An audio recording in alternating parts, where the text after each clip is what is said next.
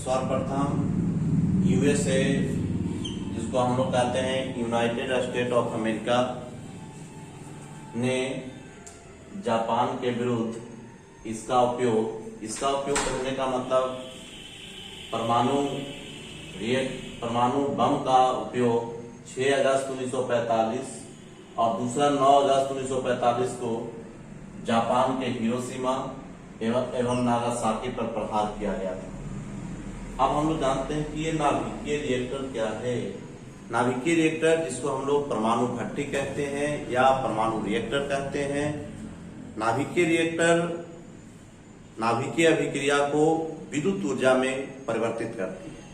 यह एक नियंत्रित नाभिकीय विखंडन अभिक्रिया होती है।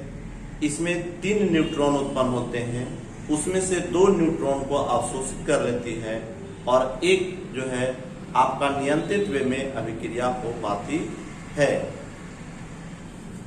इसका खोज सर्वप्रथम निर्माण जो है 1942 में शिकागो विश्वविद्यालय के एनरिको फर्मी साहब ने 1942 में किया था।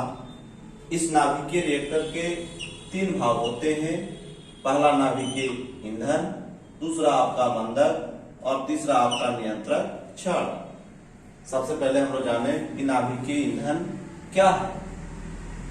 परमाणु रिएक्टर में जो आपका ईंधन के रूप में प्रयोग किया जाता है वह है यूरेनियम 235 या प्लूटोनियम 239 का प्रयोग किया जाता है। दूसरा है मॉडरेटर। रिएक्टर में मंदक या विमंदक के रूप में भारी जल या ग्रेफाइट का प्रयोग किया जाता है। यह जो है आपको न्यूट्रॉन को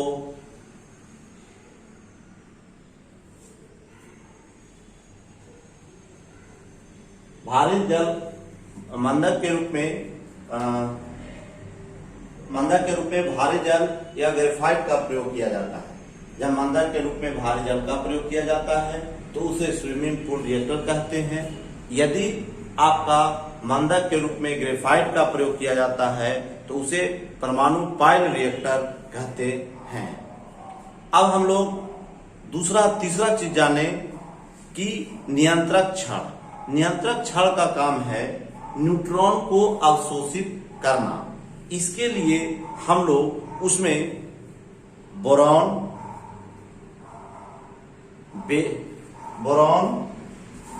या कैडमियम के छड़ का प्रयोग किया जाता है, जो 3 न्यूट्रॉन में से 2 न्यूट्रॉन को अवशोषित कर लेते हैं। एक भाग और है जिसका हम लोग चर्चा करेंगे मुख्य रूप से। उसका उपयोग कूलेंट के रूप में किया जाता है, जिसको हम लोग शीतक कहते हैं, जो नाभिकीय रिएक्टर को ठंडा करने में मदद करता है। नाभिकीय रिएक्टर में कूलेंट के रूप में शीतक के रूप में सोडियम या पोटेशियम के द्रवीभूत किया हुआ मिश्रण का प्रयोग किया जाता है।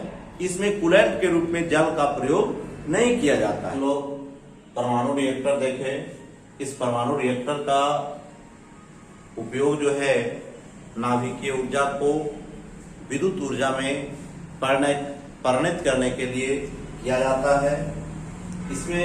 इस रिएक्टर में अनेक प्रकार के समस्थानिक उत्पन्न किए जाते हैं, जिसका उपयोग हम लोग चिकित्सा विज्ञान में करते हैं, रसायन शास्त्र में करते हैं, कृषि विज्ञान में करते हैं।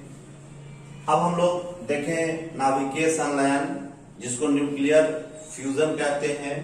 जब 2 या 2 से अधिक नाभिक परस्पर संयुक्त होकर एक बड़े नाभिक का निर्माण करते हैं तो ऐसी अभिक्रिया को नाभिकीय संलयन कहते हैं। इस नाभिकीय संलयन के सिद्धांत का प्रतिपादन हेंस बेथे साहब ने 1939 में किया था। इसका स्पष्ट रूप से हम लोग आइंस्टीन के सूत्र से जान सकते हैं। E = mc के अनुसार ऊर्जा में परिवर्तित होती है।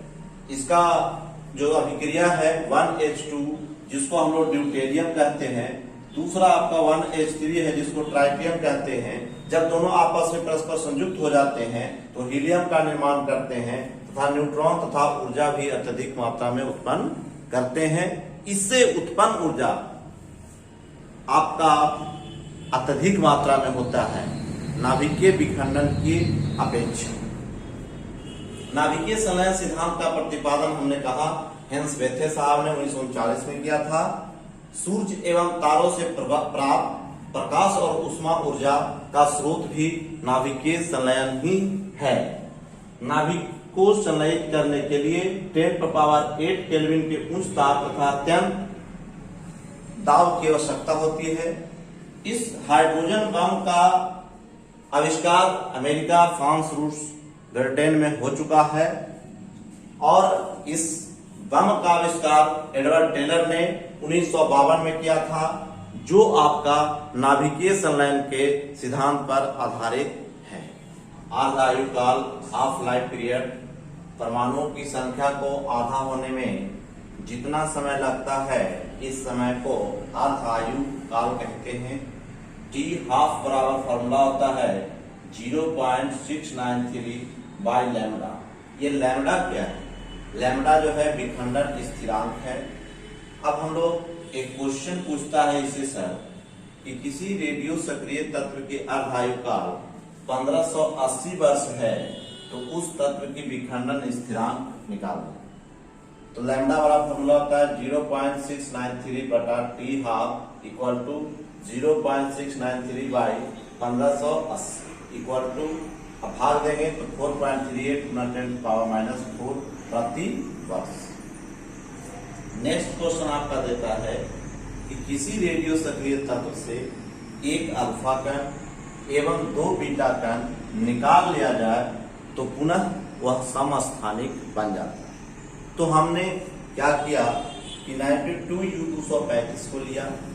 सबसे पहले एक अल्फा कण को निकालें, तो एक अल्फा कण के निकलने से परमाणु संख्या में 2 की कमी होती है तथा द्रव्यमान संख्या में 4 की कमी होती है। हम लोग जानते हैं कि परमाणु संख्या नीचे होती है, इसलिए इस परमाणु संख्या में 2 की कमी कर दिए और द्रव्यमान संख्या में 4 की कमी कर दी, 231 हो गया। ये आपका बन गया थोरियम। थोरियम में से फिर एक बीटा कण निकालें तो परमाणु संख्या में 1 की बढ़ोतरी, द्रव्यमान संख्या में कोई परिवर्तन नहीं है। यह आपका पैलेडियम बन गया। फिर एक बीटा कण निकाले तो आपका परमाणु संख्या में फिर 1 की बढ़ोतरी हुई, द्रव्यमान संख्या में नो चेंज। अब यहाँ पर 92 और यहाँ पर भी 92।